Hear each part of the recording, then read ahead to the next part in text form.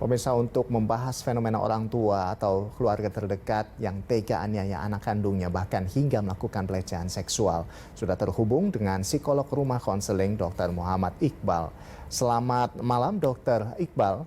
Ya, kalau kita lihat dari dua kasus seperti ini ya, ada yang ibu tega menyiksa secara sadis anaknya dan juga keluarga tega perkosa anak begitu ya.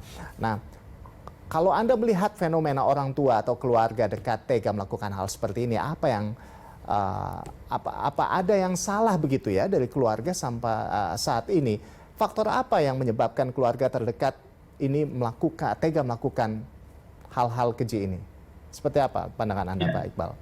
Saya kira ini disebut dengan darurat moral ya, karena saat ini adalah fenomena gunung es, di mana kasus-kasus kekerasan yang dilakukan oleh orang tua kepada anak, kekerasan seksual, perkosaan, ya, incest ya, ini tentu saja cukup memprihatinkan kita. Saya melihat bahwa ada beberapa faktor ya, tadi ada miras, ya mungkin bisa jadi juga ada narkoba, bisa jadi juga ada masalah utang piutang, pinjaman online, kanan hidup. Ya.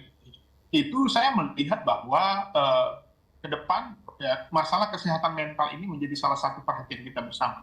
Saya kira kalau ada orang tega memperkosa anaknya, menyiksa anaknya, itu sebuah ada masalah dengan kejiwaannya, ada masalah dengan kepribadiannya. Dan juga bisa jadi ini ada berimplikasi atau korelasi dengan tekanan-tekanan tinggi. Jadi saya melihat peran pemerintah cukup penting di sini, khususnya para guru, ya, orang tua, ini harus mendapatkan edukasi. Makanya pendidikan pranikah itu sangat penting, bukan hanya mengajari tentang tata syariat, tapi juga mengajarkan tentang pengasuhan, ya, relasi, dan khususnya adalah hal-hal yang berkaitan dengan kekerasan. Jadi saya melihat ini tentu saja sungguh menyedihkan, sungguh membuat kita pilu, dan pemerintah harus bertindak.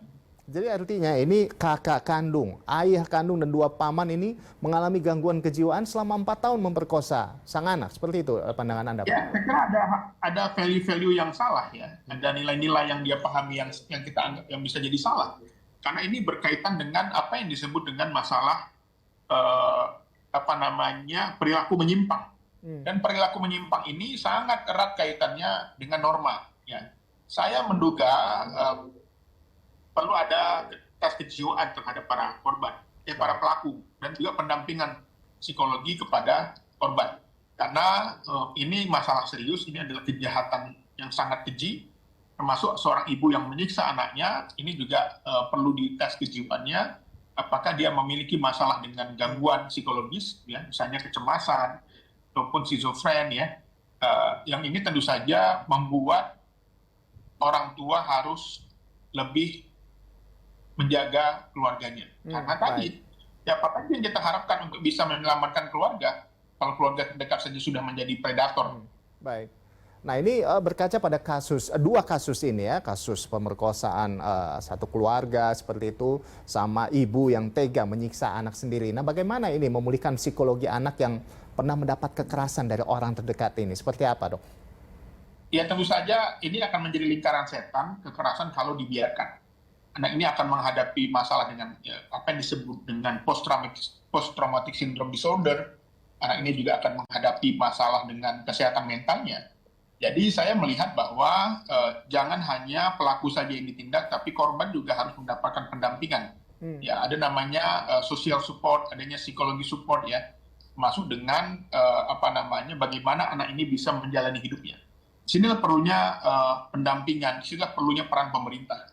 Karena tadi tidak semua anak beruntung mendapatkan orang tua yang menyayangi. Jadi dalam kasus ini saya kira menarik bagi para psikolog untuk mencermati apa yang terjadi.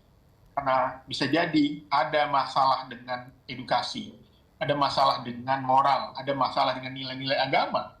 Karena disinilah pentingnya nilai-nilai agama, karena agama mengajarkan kita bagaimana mencegah perbuatan yang keji.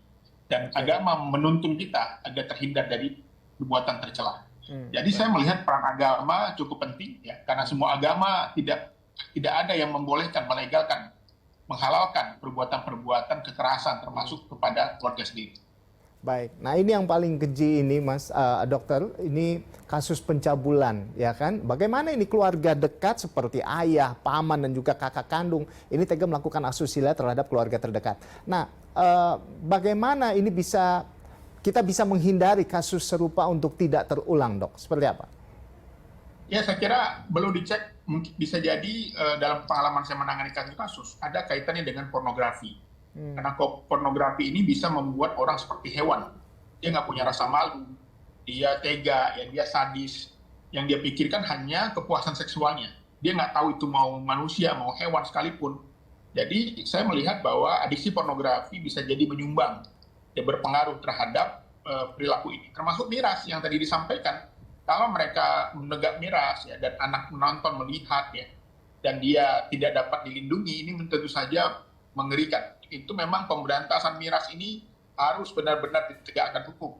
Karena miras sudah sejak lama, ya, di zaman para nabi juga itu juga dilarang, karena memang miras ini membuat orang-orang terlena dan tega membunuh.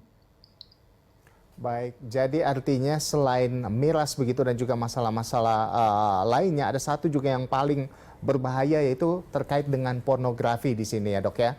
Baik, terima kasih Dr. Iqbal sudah bergabung bersama kami di Berita Satu Malam. Terima kasih psikolog rumah konseling Dr. Muhammad Iqbal. Selamat malam dan salam sehat senantiasa, Dok.